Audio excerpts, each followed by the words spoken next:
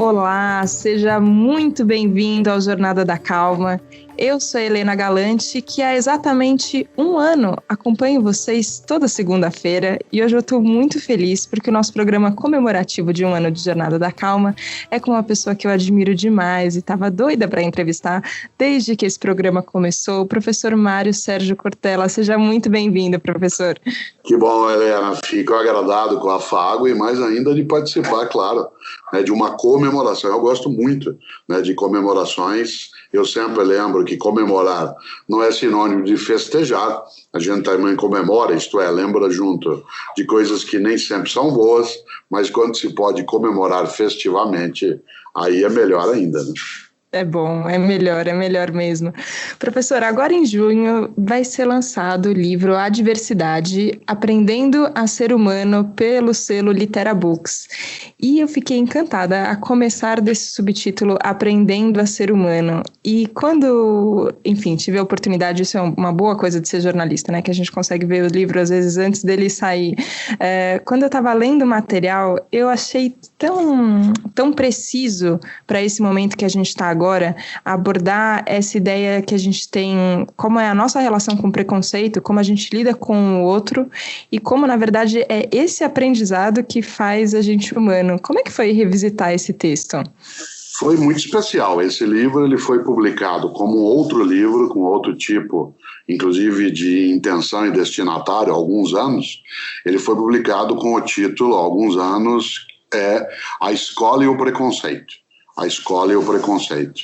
No entanto, dentro desse momento que nós estamos vivendo, o livro que se voltava mais, há anos atrás, em direção à temática da escolaridade, à temática da atividade docente e da relação discente, isso foi reinventado, retrabalhado, o título foi alterado e houve uma atualização para as circunstâncias que nós vivemos agora, nesta nossa contemporaneidade 2020. Por isso, do título original Escola e Preconceito, passamos a diversidade, separado, claro, o artigo, a diversidade, mas dando também aí esse trocadilho sonoro que favorece um pouco a interpretação. E o subtítulo, que você acaba de lembrar, que é Aprendendo a Ser Humano, ele tem, evidentemente, uma dupla interpretação possível. Ser humano como uma categoria e ser humano como uma ação, um verbo que constrói, nos inventa. Daí a importância desse tipo de reflexão neste momento, em outros também, mas agora, quando nós nos encontramos em impasses muito fortes, em necessidades de conexão, um momento em que a gente consiga afastar o desespero, no momento em que é preciso pensar, ninguém larga a mão de ninguém, mas ninguém segura a mão de ninguém, no sentido físico, no campo da proteção, do cuidado. Esta forma de operação mental, ela é muito necessária para que a gente possa ter na vida uma jornada que não seja traumática e que nos ajude a, sendo humanos, construirmos a nossa trajetória. Quando você fala que tem duas máximas, que a gente escuta muito e que um pouco explicam como a gente encara a nossa vida em sociedade, Uma é cada um por si e Deus por todos, ou Deus por ninguém, depende do credo ali de cada um, e tem um por todos e todos por um. E apesar de ser...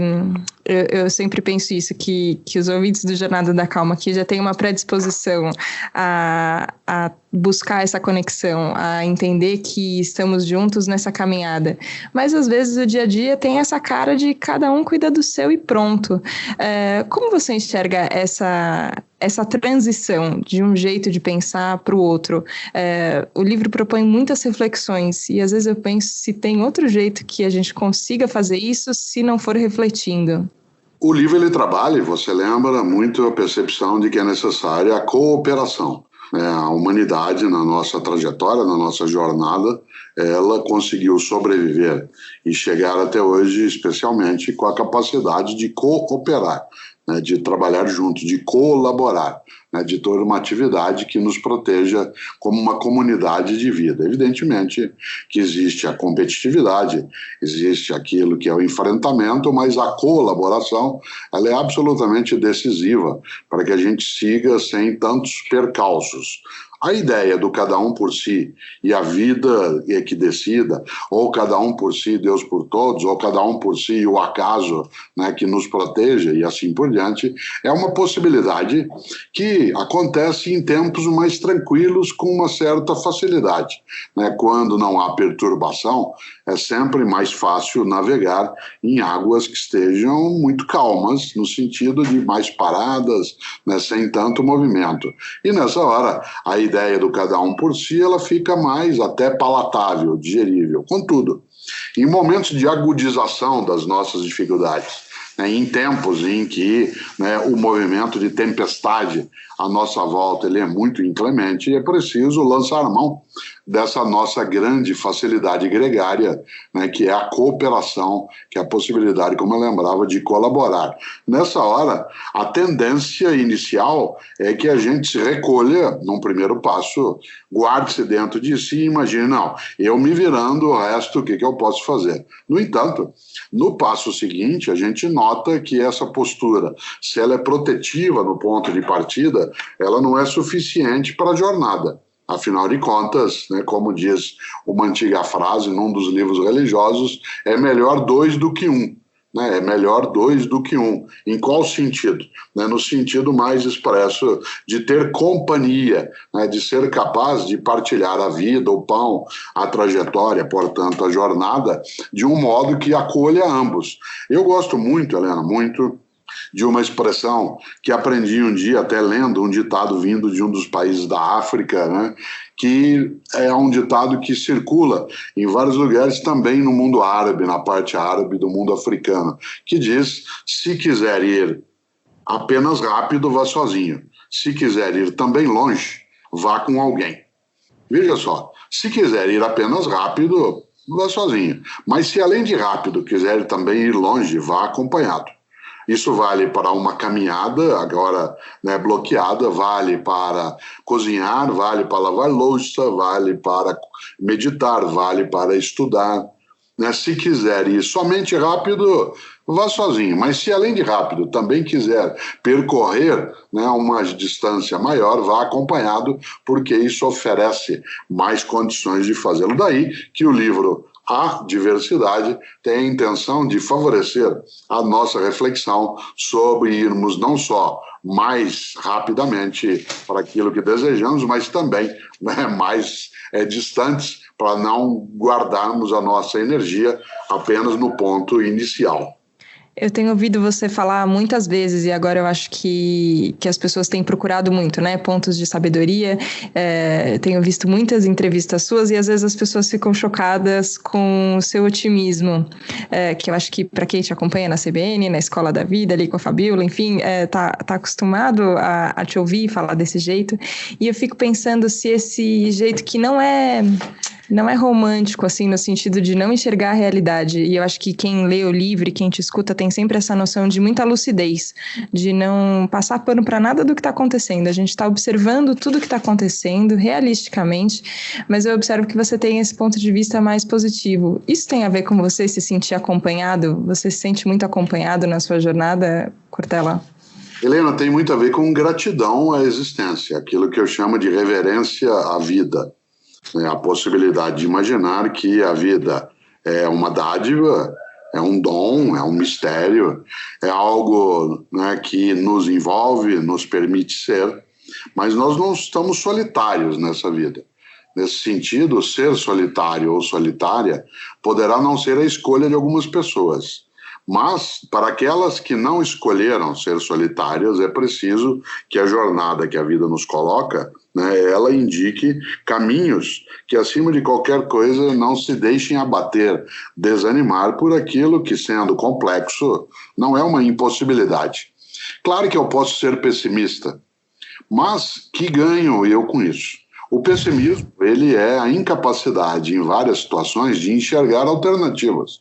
Se a vida já é uma dificuldade grande, e nesses tempos ela o é mais ainda, o pessimismo de nada fará com que eu consiga passos que sejam melhores.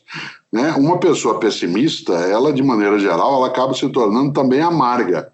Repito, se a vida já é difícil, carregar dentro de mim também a descrença de que haverá saída ou alternativa vai amargar ainda mais e dar um sobrepeso, né, a esse tipo de fardo que alguns entendem na própria vida. Obviamente que eu não posso ter um otimismo ingênuo.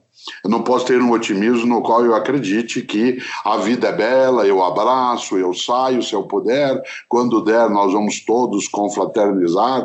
Não é esse modo tão idílico, né, nessa direção.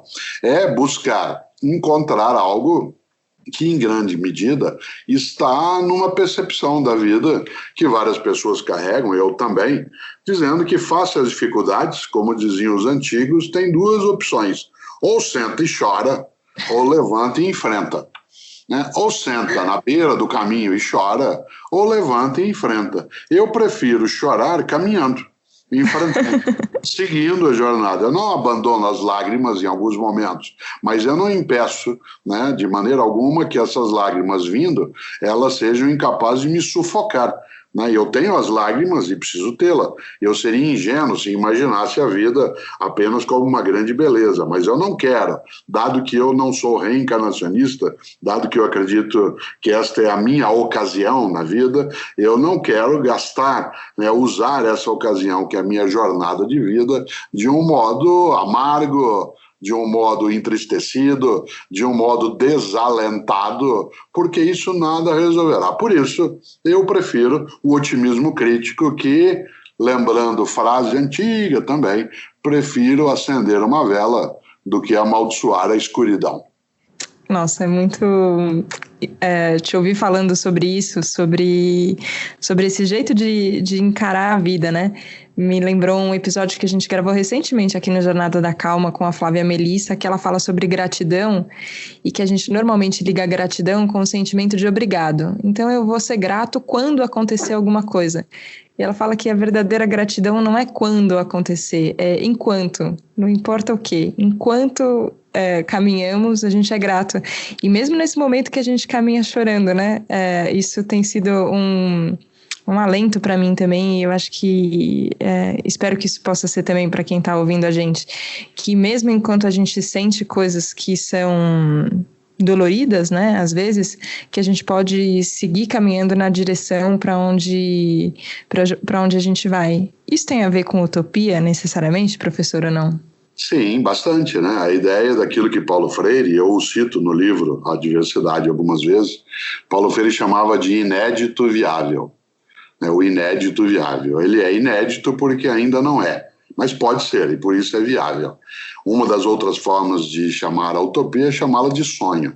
Há pessoas que entendem a utopia, ou seja, o desejo, né, ou seja, o sonho, como sendo uma perda de tempo, porque a vida não teria lugar para essa condição. E eu costumo dizer, para quem não tem sonhos, utopias ou desejo de realização, que pena, né, já foi derrotado, né, pela própria condição. Por isso, claro, né, acima de tudo, a nossa possibilidade de olhar, né, a nossa caminhada como sendo uma caminhada que não deixa de ter, né, coisas que são danosas, dificuldades, encrencas. Se eu, Cortella, neste momento, supuser que está tudo bem, né, que as coisas elas vão se ajeitar, deixa para lá, vamos viver o momento e a vida, eu estou sendo alienado. Né, para que a vida aconteça como ela precisa e pode acontecer, é necessário que a gente tome providências, que a gente vá buscar, que a gente se junte, né, que a gente não desista, sem desconhecer e descaracterizar quais são os obstáculos para isso. E há muitos obstáculos à nossa volta, mesmo pessoas como eu, por exemplo, que hoje não tenho nenhum tipo de trauma incontornável em relação a esse momento de pandemia, de dificuldade. As coisas que encontro como obstáculo, do que eu dizia, elas são todas solúveis, né, e solucionáveis em vários momentos por conta, né, da minha condição, mas nesse sentido eu não posso esquecer que há outras pessoas que não vivem essa mesma circunstância, e essas sim, precisa não só, né, da minha mão também, né, do meu abraço estendido, como essas pessoas são aquelas com as quais eu vou conviver e preciso, quando isso puder ser amenizado. Por isso, é bom quando se imagina que alguém tem o otimismo crítico como sua referência. E é bom também, né, que a gente não se deixe vencer, né, por perspectivas que nos levam ao auto-engano. Há uma diferença, você sabe, entre autoestima e auto-engano. Autoestima é quando eu vejo o valor das coisas que tenho, que faço, e o meu próprio valor. Auto-engano é quando eu superestimo, né, ou subestimo a minha autoimagem, a minha autocompreensão. Né? Quando eu acho, né, que eu sou mais do que de fato sou, eu estou me auto-enganando. Quando eu me considero muito menos do que sou, também estou me enganando. Por isso, a alienação, ela vem, né, de várias fontes, e uma das coisas que impede que eu me aliene de forma intensa é a existência de outras pessoas. É outra pessoa que me alerta, é outra pessoa que me faz enxergar outros olhares, é a outra pessoa que permite, né, que eu tenha a possibilidade de refletir sobre aquilo que não olhei, especialmente a pessoa que não necessariamente concorda comigo, né, o tempo todo. Daí o valor da diversidade. Se nós fôssemos o tempo todo o mesmo, nós teríamos uma restrição imensa do nosso repertório de soluções para a vida. Qual é o segredo da vida em geral? É a biodiversidade. Qual é o segredo da vida humana ter perenidade até o momento? É a antropodiversidade, a diversidade humana. A diversidade, ela é um grande bem, né, para a nossa existência. Portanto, ela é um patrimônio e não um encargo. Embora, vez ou outra, nós termos de existir com outras pessoas se torne um encargo. Mas esse encargo, quando lidado, manejado, né, com muito mais capacidade, inteligência, compaixão, fraternidade, né, doação, tudo isso permite que a gente seja capaz de fazer com que o encargo da convivência possa se tornar um patrimônio.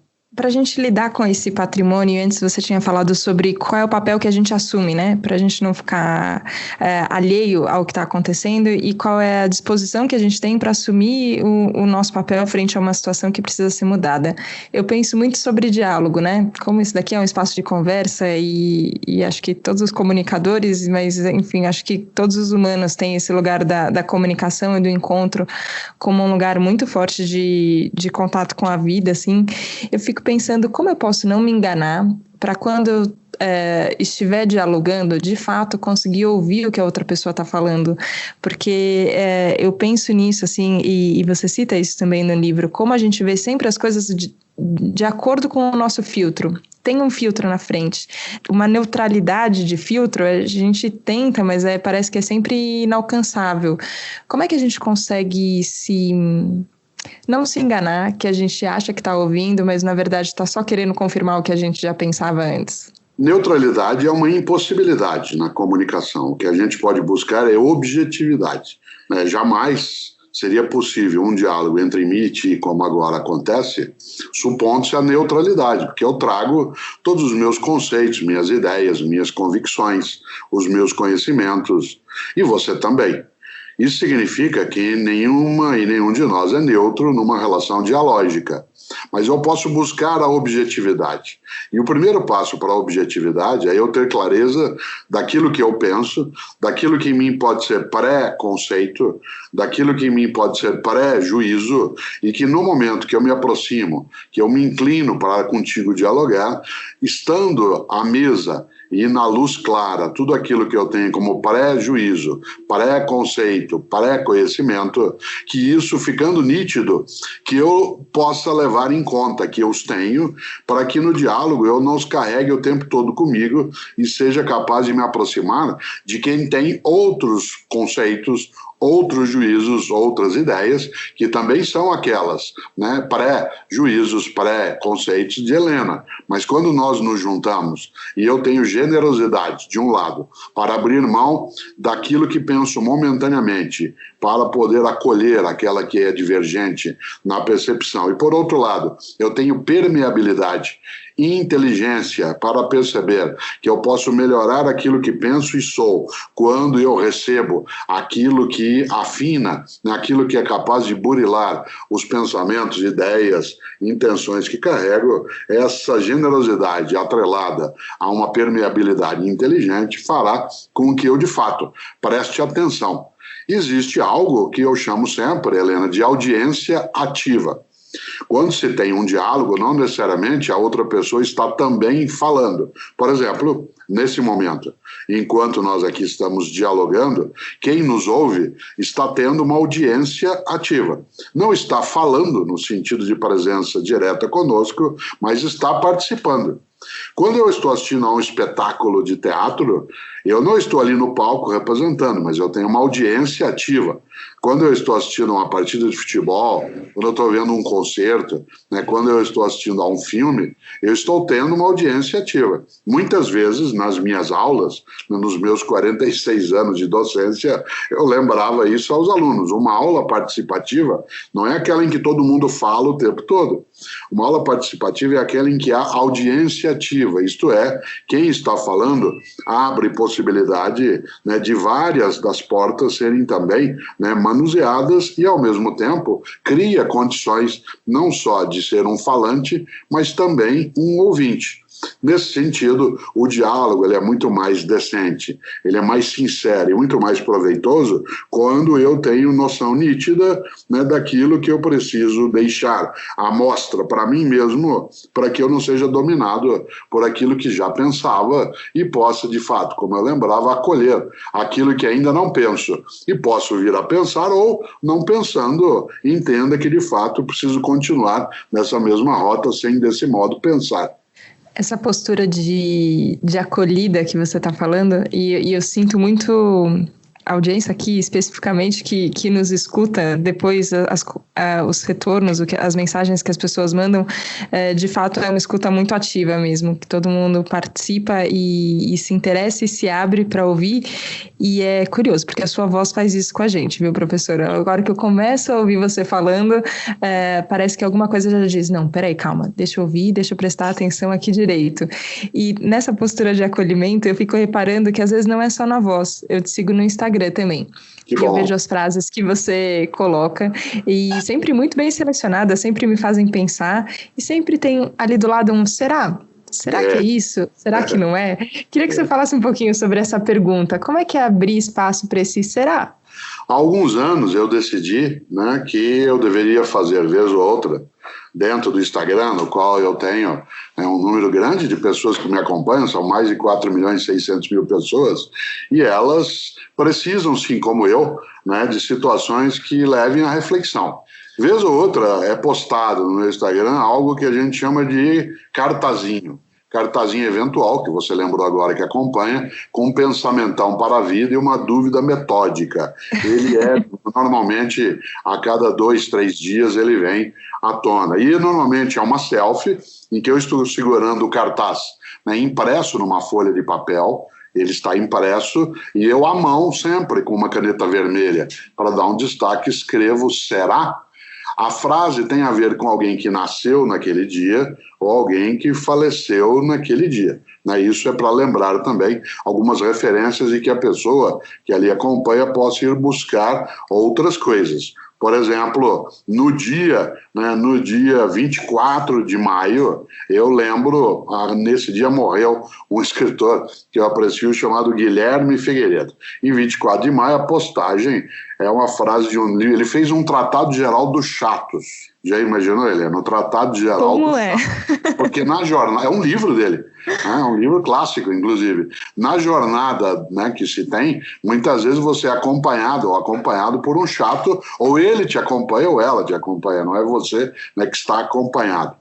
E o grande Guilherme Figueiredo, ele que morreu em 24 de maio de 1997, ele tem nesse livro uma frase que é: cada indivíduo tem o chato que merece. É impossível chatear um chato. 2 chatos da mesma espécie não se chateiam. Olha que interessante. No entanto, eu, a caneta vermelha, escrevo ao lado será? E isso vale para todas as frases. A finalidade é levar a pessoa a refletir. Eu ouço muitas perguntas. Nesses tempos pandêmicos, eu venho mantendo às segundas e quintas uma atividade chamada Encontros com o Professor Cortella, né? Às segundas-feiras de 30 minutos, sempre pelo Instagram, nas redes em geral, é aberto. Às quintas-feiras é para assinantes, às terças e quintas. A segunda é meia hora, na quinta de 1 hora. E são temas em geral. Pois bem, uma das perguntas que eu mais ouço nesses encontros é: o que o senhor faz com os cartazinhos num mundo em que a gente precisa de economia ecológica? Primeiro, claro que eu tenho essa cautela. Esses cartazinhos que são impressos em papel, eles são distribuídos, né, para pessoas que o querem. Algumas mandam cartas, né, e a gente manda pelo correio autografado. Outros desses cartazinhos, eles são em atividades que a Agência Sofia, que ajuda a estruturar minhas redes, faz, e, portanto, eles têm destino. Mas a segunda pergunta é: por que o senhor coloca sempre um será, né, na frase? Não dá para ter uma opinião definitiva? Eu digo, dá para ter, mas não precisa. Afinal de contas, relembrando o título do livro de um dos maiores escritores do século XX, que é Umberto Eco, né, já falecido, Umberto Eco escreveu uma obra decisiva no campo da semiótica, que você deve ter estudado um dia na tua faculdade, que é a obra aberta. A obra aberta, isto é, tudo aquilo que se comunica como sendo uma obra aberta que merece, né, reflexão, contraposição, melhoria, né, alternância e assim por diante. Daí que a noção da dúvida metódica ela é especial para que a gente não restrinja muito nossa capacidade reflexiva. Agora, como as redes sociais gostam de textos menores, vez ou outra é preciso pôr o que se chama de textão. E agora eu comecei, né, nesses dias recentes, um cartazão. Aí é um cartazão, não um cartazinho que eu estou segurando, é um cartazão que vem com uma arte, aí com um texto de 3, 4 parágrafos, com uma opinião minha. Aí é sem o será. Aí a pessoa que coloca o será mentalmente, né, para ela poder refletir. Mas a minha atividade, como alguém da área de filosofia, alguém da área docente, é não só eu mesmo refletir, mas poder contribuir para que outras pessoas não tenham, né, uma jornada automática, robótica, banal. E por isso o uso, né, também dessas formas de ferramentas permite essa condição. E aí a gente, como dizia o grande João Cabral de Melo Neto, vai tecendo amanhã, né? Um galo sozinho não tece uma manhã. Então nós tecemos juntos e seguimos. Que delícia seguir na sua companhia, professor. Queria agradecer muito a conversa. Eu acho que tem uma humildade nesse conceito de aprendiz, da gente aprender a nossa condição, aprender a viver e aprender juntos, que é muito importante. E eu acho lindo de ver quando uma pessoa que tem tanta sabedoria é tão aberta também a também se questionar, para a gente não cair numa hipocrisia barata que a gente não quer de jeito nenhum. Então é um prazer te acompanhar, é um prazer te ouvir, é um prazer te ler, e agora então com o livro devidamente atualizado, com tudo que a gente precisa se abrir para poder entender qual é a diversidade da vida humana. Queria agradecer mais uma vez a sua presença aqui no Jornada da Calma, professor. E por isso, nessa jornada, nós vamos, Helena, com pessoas na vida, né? Nós vamos com pessoas que têm religiosidade ou religião diferente, a sexualidade de um modo específico e dela, a condição, né, de crença política, o modo em relação à prática que tem na arte, no estudo, e tudo isso nos faz companhia. A pessoa que comigo está, mesmo sendo aquela chata ou chato que eu lembrei, e que eu também posso sê-lo, e você também pode ser, assim como já o fui, né, em alguns momentos poderei sê-lo novamente, essa jornada que a gente faz, ela permite que a gente entenda algo que eu repito com insistência, né? Não há ninguém como eu no universo, nem como você, nem como ninguém que nos ouve. Cada uma e cada um de nós é único ou única. Eu sou único, mas atenção, eu não sou o único. Isto é, tal como eu sou, outras pessoas o são. E se nós queremos caminhar juntas e juntos, temos de lidar exatamente com essa diversidade. E aí é especial poder contigo estar aqui nesse momento, dentro de uma jornada, né, que nos ajuda muito a caminhar e, ao mesmo tempo, chegar onde cada pessoa chegará, mas que ela, olhando para trás, não tenha vergonha da trajetória que fez. Obrigada, professor. Obrigada a você que nos acompanhou hoje aqui no Jornada da Calma. Estamos caminhando juntos já há 1 ano, 52 semanas ininterruptas, e é um prazer acompanhar todos vocês que pensam diferente, pensam igual, não importa no que acreditam, como vivem, mas a gente tá juntos para aprender. E isso é muito importante. Obrigada pela companhia, obrigada por fazer parte dessa comemoração. E segunda-feira tem mais Jornada da Calma, combinado? Obrigada, um beijo, tchau, tchau.